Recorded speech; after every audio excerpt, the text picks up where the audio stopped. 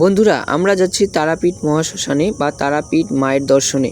তারাপীঠ মায়ের দর্শনে যেতে গেলে প্রথমত আপনাকে আপনার মন স্থির রাখতে হবে এবং মায়ের দর্শন পেতে গেলে আপনাকে কঠোরতম পথ অতিক্রম করে যেতে হবে মায়ের দর্শনে। তাই আমি চলে গেছিলাম মায়ের দর্শনে তারাপীঠ মন্দির।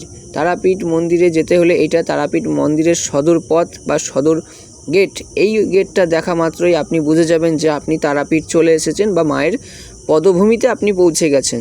যাই হোক, এখান থেকেই মায়ের নাম নিয়ে আমরা শুরু করি পদযাত্রা এবং এখান থেকে হাঁটতে হাঁটতে চলে যাই মা তারার কাছে। জয় মা তারা।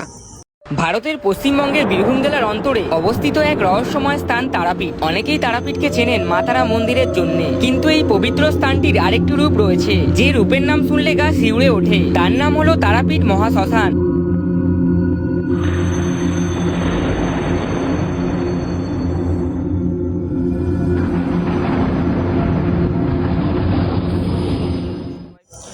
আপনি ডিপ্রেশনে পড়ে গেছেন, কি করবেন বুঝতে পারছেন না, সমস্যা আপনাকে চারিদিক থেকে ঘিরে ধরেছে।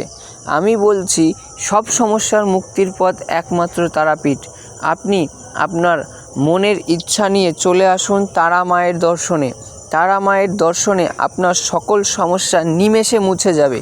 হ্যাঁ, আমি গিয়েছি, আমি আমার নিজস্ব সমস্যা নিয়ে গিয়ে মায়ের কাছে খোলা মনে বলে এসেছি। সমস্ত সমস্যা থেকে আমি মুক্তি পেয়ে গেছি মায়ের কৃপায়।